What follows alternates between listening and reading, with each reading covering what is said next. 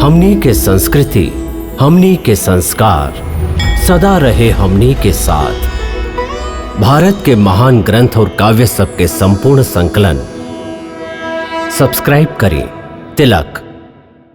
हम दुर्योधन के चाल के ना समझ के ओकर राजकीय आवा भगत से प्रसन्न होके ओकर अनुरोध पर ऊ जे मांगी हम देवे के वचन दिले रही और ऊ पांडव लोग के विरुद्ध युद्ध करे के वचन हमरा से ले लेलस। अब आप ही बताई धर्मराज, हम एगो क्षत्रिय होके आपन वचन तोड़ दें तो जग हसाई ना होई?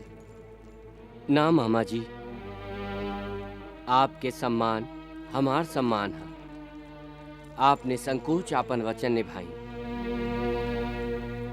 बाकी बड़ होके के नाते आप हमके उपदेश भी दी जैसे हमके युद्ध में सहायता मिले और हम लोग युद्ध जीत जाएं। धर्मराज, तू कहल का चाहेला? स्पष्ट रूप से कहा।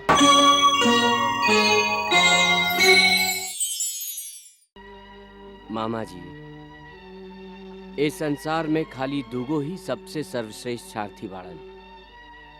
इनका में से एगो बाड़न श्री कृष्ण और दूसर हैं आप। एगो हम लोग के संगे बाड़न और एगो कौरव के सेना में हैं। यही तरह धनुर्धर अर्जुन इतना उच्च स्तर के योद्धा बाड़न कि जिनकर युद्ध कुशलता पर युद्ध के परिणाम निर्भर करेला। हाँ, ई तहा और फिर श्री कृष्ण उनकर सारथी बाड़न। ए तरह ता पांडव लोग के ही पलड़ा भारी है। यदि ऐसने कौनो कुशल सारथी और कुशल योद्धा के जोड़ी कौरव ना बनावे ता कौरव हमरा जैसन सारथी के लाभ जरूर उठाइए। बाकी अर्जुन जैसन युद्ध नीति में निपुण योद्धा कौरवन में क्यों हो सकेला? बाड़न मामा जी, और वो बाड़न कर्ण। कर्ण? हाँ मामा जी, यदि कर्ण ए युद्ध के भार आपन कंधा पर उठाई हैं तो वो जरूरे आपके आपन सारथी बनाई हैं।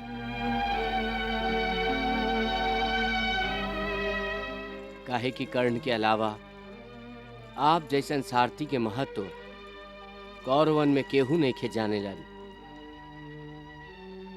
ऐसन होखल बहुत संभव है। यदि ऐसन भइल और ओ स्थिति में आप कर्ण के सारथी होखब तो उनका के बात में उलझा के आप उनका ध्यान भंग कर सकब।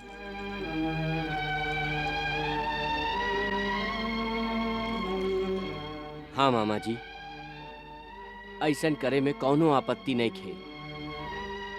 काहे कि ये तरह आप कौरवन के संगे युद्ध करके आपन धर्म निभाई और कर्ण के तेज भंग करके धर्म के साथ दे।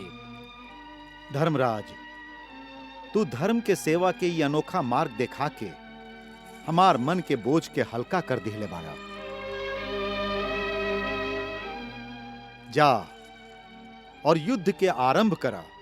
ईश्वर तोहरा संगे हवन। ए धर्म युद्ध में तू ही जितबा।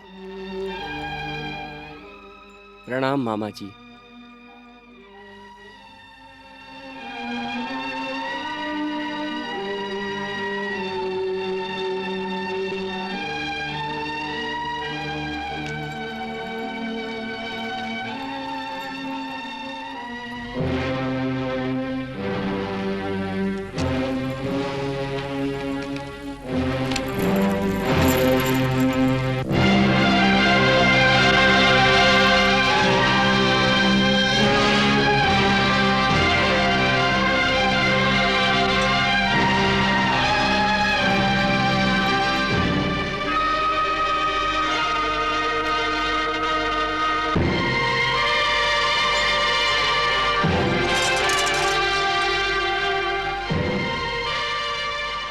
हे क्षत्रिय कौरव योद्धा लोग,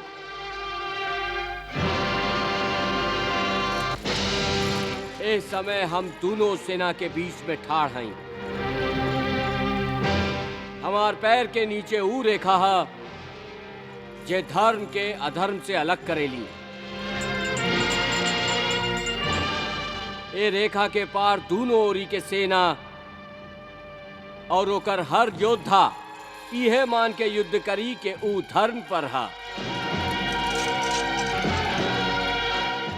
बाकी साच ई है कि दोनों के दोनों सेना धर्म के मार्ग पर न हो सकेला।